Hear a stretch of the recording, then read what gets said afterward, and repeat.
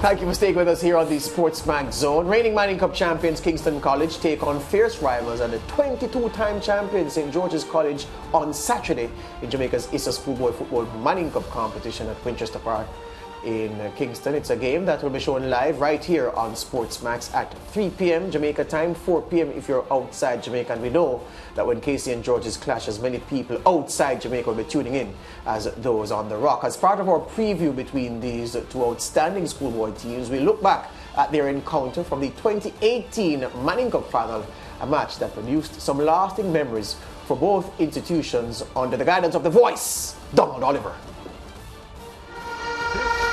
The preeminent roll call at the mecca of Jamaica's football.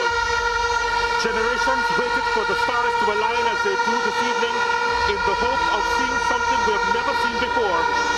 Kingston College against St. George's College for the first time in the ManningCup final. The last time St. George's College and Kingston College met in the ManningCup, it turned out to be one of the all-time great finals. National Stadium, Friday, November 30, 2018, STGC were seeking their 23rd title, while KC were looking for their first in 32 years. It was the perfect climax to the competition. Arch rivals from opposite sides of the same street, North Street, battling for one of the most important prizes in Jamaican high school football. STGC seemed well on course for glory. At 2-1 up in the second half, star striker Damani Harris could have put the game beyond doubt. Just a matter of time and right now for STGC.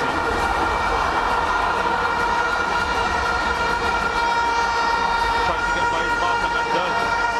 Beautiful movement. It's on a platter.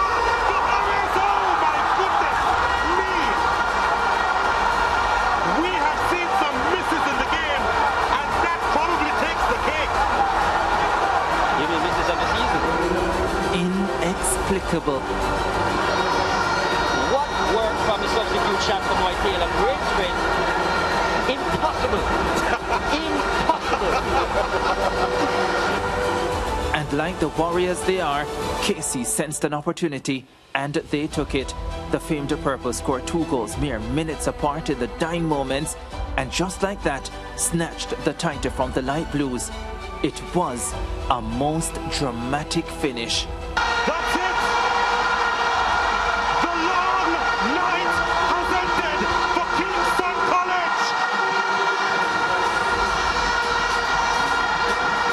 They have reached the promised land after 32 years in the wilderness. In the most dramatic of finals inside the National Stadium. Purple pride reigns supreme. The St. George's College team was left crestfallen. Heartbreaking scenes here for St. George's College. Boy, did they come close. They had chance after chance after chance to bury this one. Since that thrilling final, things have been tough for STGC, but KC have surged, winning at least 1 title in each of the following seasons. And as defending champions of the ManningCup and Olivier Shield, they are preaching focus on self. It is more important to focus on ourselves, try to get the players, the coaching staff to improve from day to day, to understand what we are trying to do and to be able to execute it as efficiently as possible. And if we are able to do that, then we expect good results. The Purples will not be distracted, not even by this upcoming clash with their great rivals. They had some pre-season games over by their school, and I didn't go over there. I just concentrated on us, because at the end of the day, only we can beat us ourselves once we put our mind to it. The teams met in pre-season, playing to a 5-all draw in the annual Bopa Cup. Safe to say, they got a good glimpse of each other, and the St. George's captain Joel Brown ensured he took notes. There's a lot of individual quality in the squad, I can assure you that. There are certain things that we realized that we most would have picked up on the game. We try to take it into perspective and see how best we can counter it going forward. St. George's College lost their last game 3-2 to the unfancied Waterford. It makes Saturday's clash even more important for them. Assistant coach Marcel Gale, though, says he will not put undue pressure on his boys. It's a derby. It goes almost no 60 years. So we are always looking forward to it. I mean, it's always a humdinger. I can't tell you the prediction, but we know that we will go there and we will represent ourselves. Kingston College versus St. George's College. It's a first-round contest with first-class expectations. STGC, KC, let's see what we see. Help us assessing the games before the big encounter on Saturday. Schoolboy football commentator Chris Taylor and sports journalist Dwayne Richards. They both join me in studio. Gentlemen, welcome to the SportsMax Zone. Always a pleasure. All right, good. Chris, the Fortis man over there to your left. Your team is flying high, Dwayne. They go into this game in what mindset you think? I wouldn't say that the team is flying high. When you look at the performance against Meadowbrook, it wasn't an outstanding one. They won the first half and lost the second half. I think they have work to do. It's a young team, and you know when you play for KC, there's always pressure. And I don't think people realize just how young the team is. Of the starting team in the first game of the season, only 2 of them had ManningCup experience. And they did fairly well in that game, but they're learning. And we need to understand that. But it's a derby that they're going in against St. George's College, so it doesn't really matter how young you are or how old you are. You know the importance and the significance of this game. So it'll be about each player being focused and ready for what is truly a really big clash in schoolboy football, and I think everybody appreciates that. Would you though, based on even your own experience outside of covering schoolboy football, your wealth of knowledge covering football, would you agree that the Meadowbrook result would have perhaps been the right tonic at this time, given the hype around the KC machine in the game leading up to that, and even before the start of the ManningCup season, to ground them before such an important assignment as a clash with STGC? You could say that. I would agree with that statement, because you can't take teams for granted. And I found that listening to coaches during the course of the season, it's pretty young, but coaches, I think, have been making a mistake of looking past opponents. And they've been caught as a result of that. So, like you said, this one would bring them down to earth, and everybody within the KC squad and around the team will recognize that the team is not a finished product. There is work to be done. It's still early in the season, so you need to focus on getting the systems of play, getting everything right. And this is the sternest test that they'll face, in my opinion. So it's the right time. It comes at the right time for KC to see where they are as a unit in terms of being able to defend the title, because regardless of what, you are the defending champions, you are expected to give it a good effort, and this will provide that right opportunity at the moment. Chris, the St. George's team also got a reality check in their last game, beaten by Waterford 3-2, 2-0 down, drew it back to 2-2, and then got the sucker punch at the end. I want to make an illustration before I get your comment, because the first two goals that they conceded, very similar. George's, played 3 at the back, and they were attacking on one side. One of the centre halves, of course, 3 spearmen at the back doing nothing. He joined the attack, tried to dribble, lost the ball, and the turnover, Waterford broke, and they were caught short-handed, isolated, and forward alone, and Jesus moved, and he could pick his spot past the goalkeeper. And their coach, Neville Burgess Bell, was very disappointed about the lack of concentration and the ignorance of the basics in that. So I say, in the way that KC had a chastening afternoon at Meadowbrook, George's had a chastening afternoon at Waterford, which makes this a very good time for them to try to get back on the right path by facing, arguably, the hottest schoolboy team in the ManningCup this year. Yeah, and the defending champions as well. It's not been a good hunting ground for St. George's over the years. When you look at their travels to St. Catherine-based schools away, St. George's have always struggled with those results against Waterford before as well. I think it wasn't helped due to the fact that they were also missing 4 of their regular starters in the team, 2 out to injury, Adrian Reid, Joshua Jackson. Of course, Adrian Reid, a Premier League player. So those 2 would have been big misses. Also, Matthew Pennant, one of their main centre-backs, was absent, which is what kind of exposed them in terms of even that back line and so on. A lot of things didn't go right for St. George's in that. The pitch was a mess, and as I said, it's not been a good hunting ground. But yes, a good wake-up call for Neville Bell and the boys.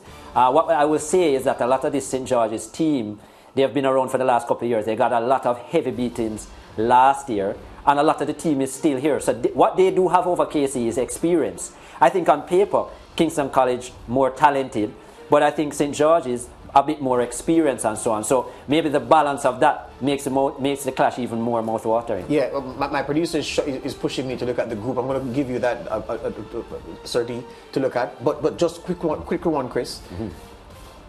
The pundits and those who watch football, youth football, development football, have been screaming from the rooftops even before the first ball was kicked in the ManningCup this season. They've been screaming from the rooftops about Whisper. Yeah. Does the match, does the result lie at his feet exclusively? In other words, Chris, this boy has a good game on Saturday. Is it over for Georges? Will KC win? No, I think if he's unsung, it will be a difficult evening for St. George's, as I said, especially with a back line that hopefully Pennant and them are back in there. 3 at the back line, well, there would have to be their communication and defensive strategy and discipline would have to be astute. Yes, very talented player, I think, but I don't think it lies with him alone. I think the KC squad have a lot of talented players. You know, even within the middle of the park, Edwards, I think that the number 6, very talented box-to-box midfielder. Byam, their captain at the back. So I think, especially through the spine, there's a lot of ability and so on. I mean, they have quality coming off of the bench. Jaheim McLean, very talented left-footed player and so on. So I think Kingston College has a lot of talent and so on. Yes, Richards, obviously, very special. Will be difficult for St. George's, but as I said, he's one player in the game. There are other players that can affect the game as well. All right, let's look at the group now and how it stacks up. Group with the zone and look at what the numbers look like. We have the Group A standings. KC out front, 9 points. Waterford find themselves in second on 7. Georges behind with work to do on 6. Calabar could be the fly in the ointment for somebody. If the fly falls in the ointment has been spoiled. So Calabar with their 4 points. And Arden Meadowbrook look like the results suggest, of course, that they're the whipping boys in the group. So the fixtures, Georges, KC, we've told you about that. Arden meet Waterford. You expect the form book to hold true, Waterford to win that game. Calabar should be too strong for Meadowbrook, and that's where the Group A gets interesting if those results go that way. JC and Cedar Grove. Holy Trinity will battle St. Diego. St. Mary's College against St. Catherine. Norman Manley High against Dunoon. And then the greatest school on that list, Jonathan Grant High, my school. They will play at Tarrant High. So yeah, but Group A, Dwayne, it could get very tricky, especially if there's a draw, Georges, KC, and then Arden win and Waterford win or Calabar win, and suddenly Group A is not looking the way that the pundits predicted it would have. Absolutely. I think Waterford has been the team that has shaken up the group based on the result that they got against St. George's College. They've changed things, and so it becomes much more interesting. As you said, the game Kingston College, St. George's College now takes on an even bigger impact for both schools, because if KC wins, then they get to open up a gap, a proper gap on St. George's College. If St. George's College win, then they pull Kingston College back in.